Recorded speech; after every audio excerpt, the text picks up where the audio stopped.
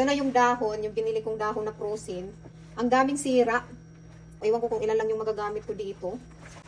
Although, kunti lang naman din yung magagawa ko dito dahil dalawang bahalot lang nito. Ayan. Hugasan ko lang to. Mukhang hindi mo na kailangan ilakob. Kasi malambot na siya, oh. Gugupitan ko na lang dito mamaya para maganda. Mahaba yung dahon. Pero, look naman, ang daming damage. Sana may magamit ako. Bago ako magbalot, ilagay ko muna sa mga dahon para mapagkasya natin lahat. Hugasan ko lang at punasan. Kumaya ko na gugupitan.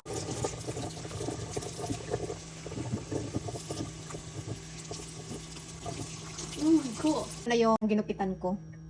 Pipilian ko lang. Yan. Balot-balot na mamaya. So, ituloy ko lang. Ito naman yung bilanghoy. Frozen to. Lambot do. Kuskus natin.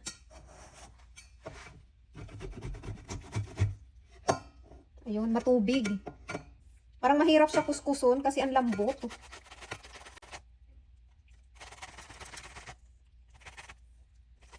Hindi ko alam kung magiging okay yung iraid ko. So, ituloy ko lang to. Oh, ang ganda ng pwesto ko dito. Hindi ako nahirapan magkuskus. Inipit ko ang kabinit. Yan na. Kagawa kong palaman. Brown sugar. Ito na yung nakuskus ko.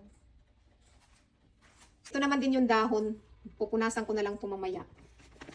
Ito yung ilalagay natin doon. Ituloy ko lang pagkuskus. Natapos din.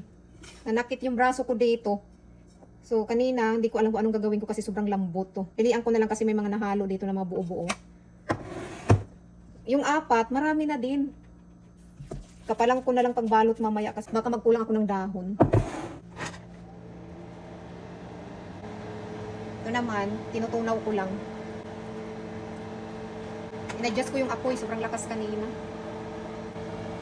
Ito na lang yung gamitin. Minsan pag hinahalo mo yung sugar agad,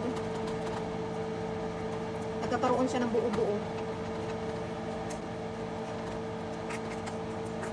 Ito, tinunaw ko lang to sa mahinang apoy kanina. Habang nagkukuskus ako, ngayon nilakasan ko na yung apoy. Kasi makahalo ko na siya. So, ang bilis niya lang matunaw. Pinahinaan ko na yung apoy ngayon baka kasi masunog. At umait.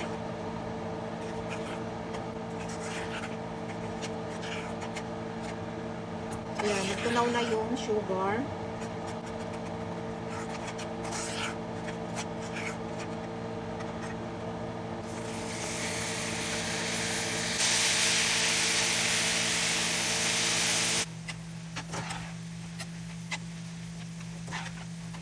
So, ito yung gagamitin natin pang palaman.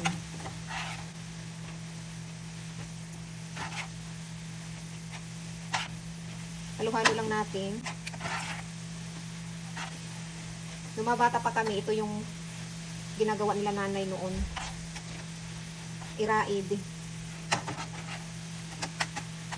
May dry milk ako dito. Haluan nga natin. First time ko nagagawin to. Tingnan natin kung anong lasa.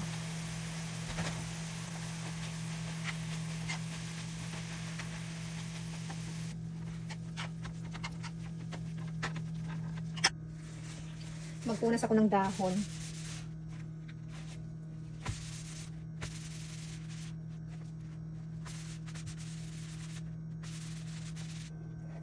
Lagyan ko ng konting sugar at milk.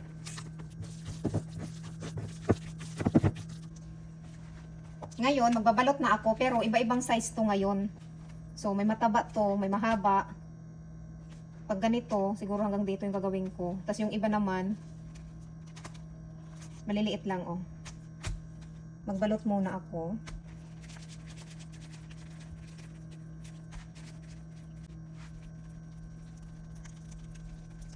Maganda sana tingnan pag pantay-pantay.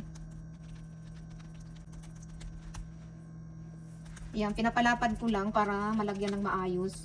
Para mailagay natin yung palaman. Huwag yung gaganyanin mo lang pagpalapad kasi yung palaman yan nasa gitna lang. Dapat palaparin mo. Ito may buo. Nakikita ko yung may mga buo. Ngayon, maglagay na tayo ng palaman. Palapad din natin. Sana mabalot ko lahat. Kasi sira yung mga dahon.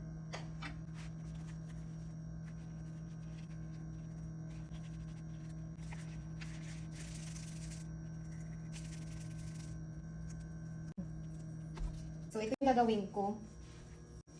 Baka magkulang ako ng dahon para matansya ko. Para natuloy ako nito nagpapakain na kailangan dapat pantay.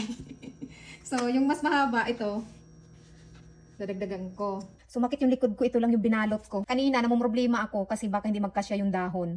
So, yung ginawa ko, hinati-hati ko muna. At ito, may sobra. Ito, tinanggalan ko na nga lang. At ito, may sira. Ngayon, ito may sira to. So, idagdag ko na lang. Tanggalin ko na lang siya pag ano na, luto na. Para hindi siya lumabas.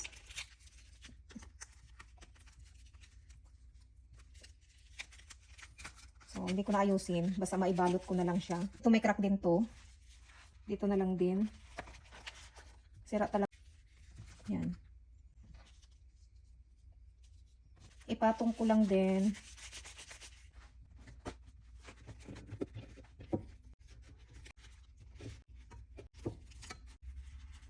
Yun, lagyan ko siya ng tubig. May crack din tong isa, pero okay lang kasi nakaangat Takpan ko lang ng dahon. Ako, 10 ata yung nabalot ko Hindi ko nabilang. Noon, ng mga bata pa kami, pag gumagawa hirananay han iraid, diri kami nakaturo kay ginaabangan namon yung ginagawa ni tatay na konserba. Nagbabalot kami ng sarili namin. Nilalagyan namin ng palatandaan kasi maraming palaman. Tahimik na ako dito sa kusina ngayon. Tinulugan na ako ng madam ko. Ngayon, buksan natin yung iraid. Buksan ko lang yung exhaust fan. Baka mausok at tumunog yung alarm.